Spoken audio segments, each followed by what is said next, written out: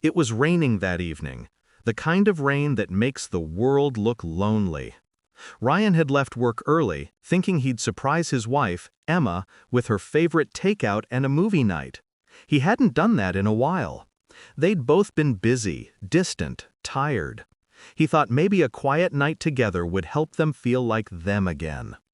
As he turned onto their street, he saw the warm glow of lights through the living room window. He smiled. But a second later, that smile vanished. Through the rain-smeared glass, he saw her, Emma, laughing. Her face lit up in a way he hadn't seen in months.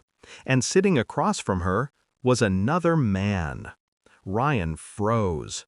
His heart dropped. The takeout bag slipped from his hand, spilling onto the wet pavement. The man leaned forward, brushed a strand of hair from Emma's face. She didn't stop him. She smiled. Then she reached out and held his hand. Ryan felt his chest tighten, like someone had wrapped a fist around his heart and refused to let go. He couldn't move, couldn't breathe. All he could do was watch his entire marriage playing out in silence through a window blurred by rain.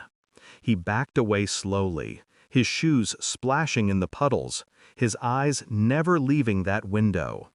Part of him wanted to burst in, scream, demand answers. But another part, the quieter, more broken part, just wanted to disappear. He sat in his car, drenched and trembling. The wipers moved back and forth, but nothing could clear the storm inside his chest. He whispered to himself, "Maybe it's not what it looks like." But deep down, he knew. He had felt her slipping away for weeks. The distant stares, the forced smiles, the late-night phone calls that ended when he walked into the room. Still, he hoped, because hope is cruel like that. He didn't go inside that night. He drove around aimlessly, the takeout smell filling the car, mocking him. By the time he returned, the lights in the house were off. He sat outside, watching the empty window, trying to convince himself to sleep somewhere else. But his love, or maybe his desperation, made him walk inside. Emma was asleep in bed, pretending nothing had happened. Or maybe, he thought, she really believed she could hide it. He stood there in the doorway, staring at her, his heart breaking quietly. She looked so peaceful, so innocent. It almost made him doubt what he saw. Almost. The next morning, she acted normal, made coffee, asked about work. And for a moment, Ryan wanted to play along, pretend last night never happened. But as she poured his coffee, he noticed a text light up on her phone beside the sink. "Last night was perfect. Can't stop thinking about you." The words hit him like a punch to the chest. His vision blurred, his breath caught.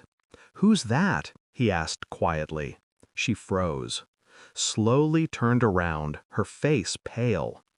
"Ryan, please, it's not—" "Don't," he said, his voice shaking. "Don't lie." Tears welled in her eyes. "I never meant to hurt you," she whispered. "I just felt so alone. You've been distant."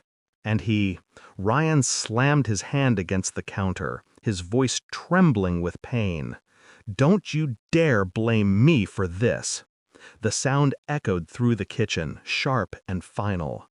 For days he barely spoke. She cried, begged, apologized. He couldn't look at her the same way again. He started sleeping on the couch. Every time he closed his eyes, he saw that image.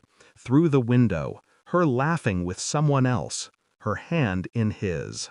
That memory replayed like a cruel movie on repeat. He didn't tell anyone, didn't want pity, didn't want advice. He just carried it inside, a wound no one could see. Weeks passed. Emma tried to make things right. Therapy, dinners, long talks that led nowhere. But trust, once broken, doesn't rebuild. It just lingers, fragile and cracked. One night, she said softly, "I ended it, for real this time. I'm sorry, Ryan. I want to fix us." He looked at her, eyes hollow, and said, "I wanted that too, but you didn't wait for me to try." She cried quietly. He didn't move to comfort her. Love was still there, but it no longer felt safe. Months later, Ryan packed his things and left. She didn't stop him. She just stood by the window, the same window where it all began, watching him drive away. A year passed before he saw her again. It was by accident, a grocery store parking lot.